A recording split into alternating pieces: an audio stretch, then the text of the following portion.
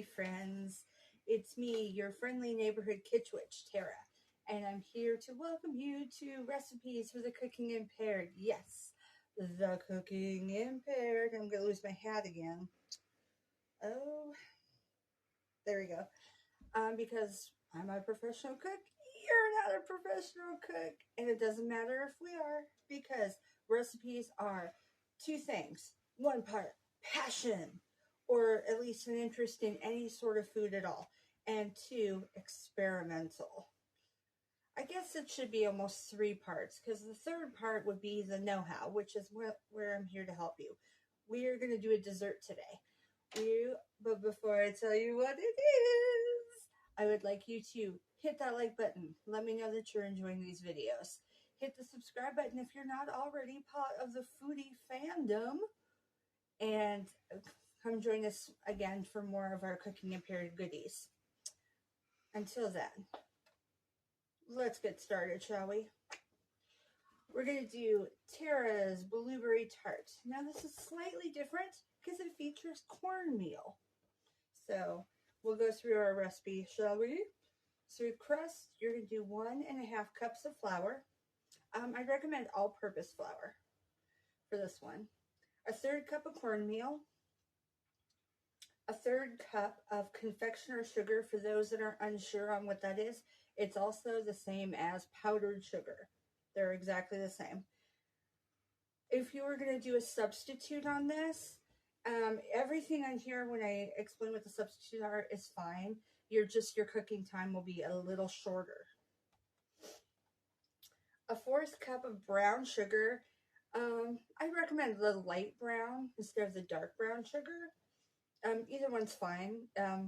Just the kind of brown sugar's got kind of a molassesy taste to it, and the darker the brown sugar, the richer the taste, and so it kind of can mess with your blueberry flavoring a little bit, make it a tad less tart. So I'd recommend going with the light brown. 1 teaspoon of baking powder. Again, baking powder, not baking soda. Baking soda in a box. Baking powder usually in a tin. Use the baking powder. 3/4 teaspoon of salt. 3/4 teaspoon of, hello, you need more than 3/4 teaspoon. 3/4 cup of butter. And we're going to melt this just because it makes it a little easier to mix it up and then pressing the crust down. And then for the filling, we're using 1 pound of blueberries. This time around, I did frozen blueberries. I thawed them out entirely and then I drained them. Now there's still going to be a bit of juice, but that is okay because there is flour involved in this, and that is fine. If you're doing fresh berries, you won't be changing this at all, except for you won't have to thaw and drain your berries. That's the only difference. 1/2 cup of brown sugar. Again, use the light brown sugar, is the recommendation. 2 tablespoons of lemon juice. If you don't have lemon juice on hand, you actually could use apple cider vinegar with this. However, since it's a tart, I like using the lemon juice over the apple cider vinegar. If you do the vinegar, it's the same amount, still 2 tablespoons. 2 tablespoons of flour, and yes, I know we have flour twice.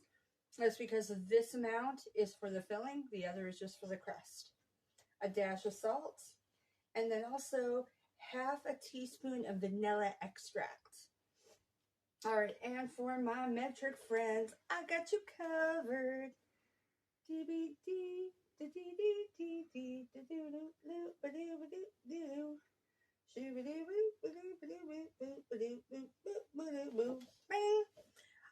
You're done. All right, guys, let's go into the kitchen and get started on our dessert. Okay, so we have our mixing bowl, medium size. We're going to go ahead and do old-fashioned whisk for this. First things first, let's throw in all of our crust making options. We're going to start with the dry, mix them together, and then add the butter, which will be melting. So flour first. Poof. cornmeal. And yes, it's supposed to be yellow. That is normal. The darker flakes in there, also completely normal. That is what your cornmeal will look like. Our confectioner's sugar, also known as powdered sugar. Our brown sugar. All right, and then this container has both the salt, which in this case is pink because it's Himalayan, and the baking powder. Just put that in. There we go. All right, we're going to mix it all together before we add the melted butter. You can melt the butter either on the stove top or in the microwave. I just put it in the microwave because it doesn't take very long that way.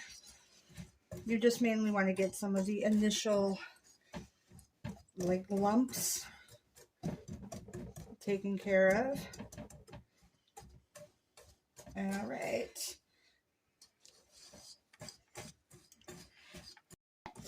All right, we got all the clumps out. You go ahead and pour in your milk,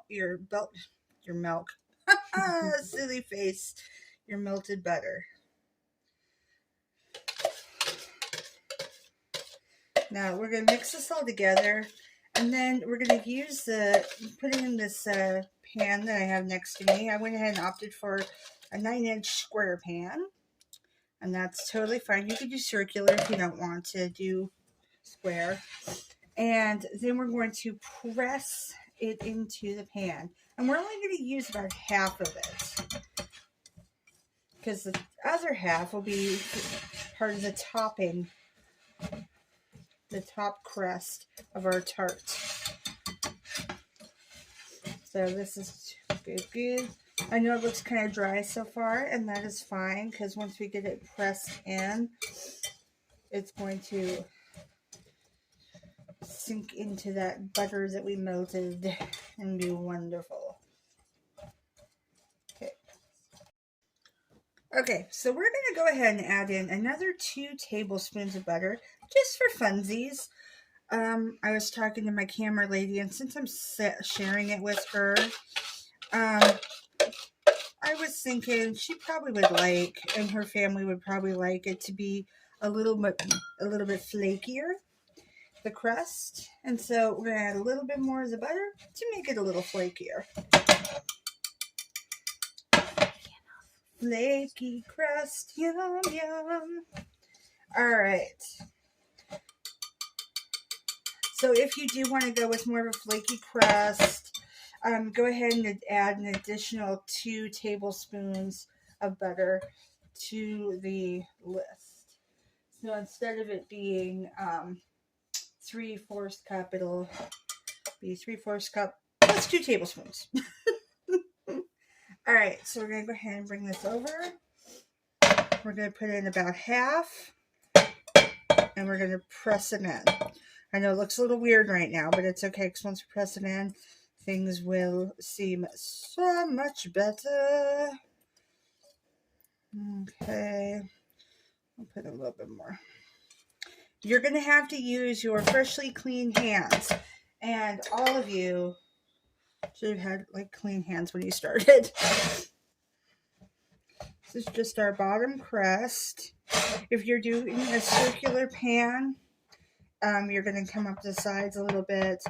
I'm also going to come up the sides slightly. It's the same process whether your pan's a circle or a square or a rectangle. Just want to make sure it's approximately 9 inches.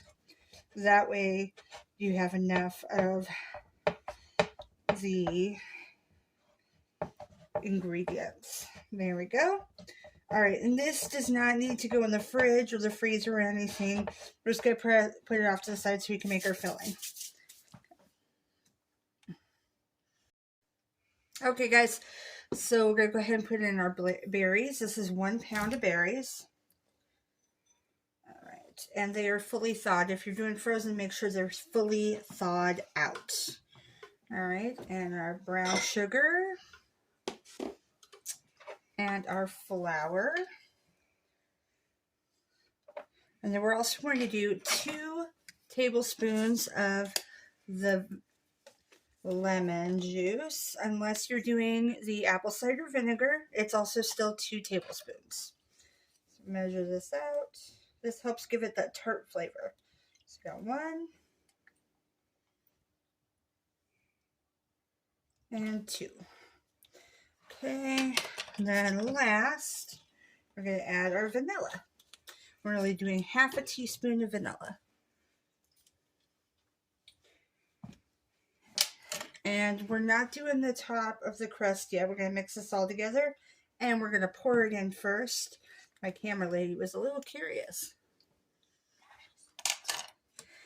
Yes, and our dash of salt. So 1 second here. All right, and our dash of salt. And that's it. All right, now we're going to mix it all up, pour it in our container,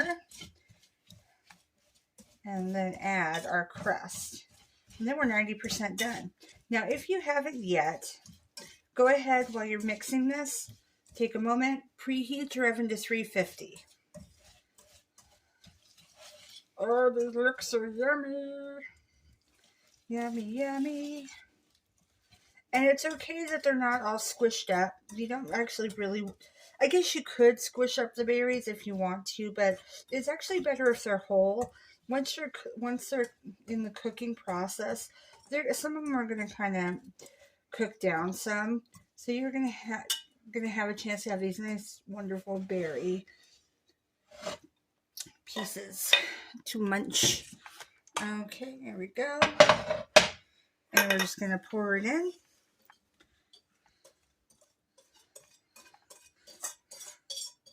This feels like it's a lot fancier with the name Tart.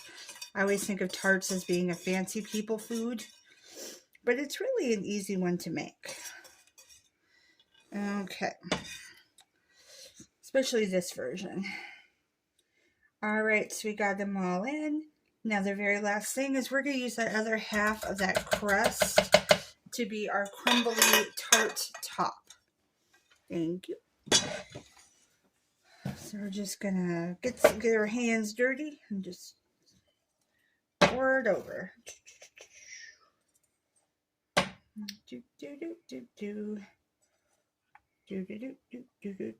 There we go.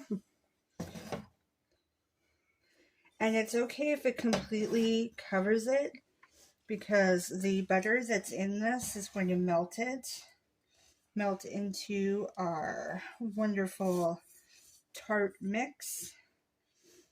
And we will have a beautiful caramelized crumble on top.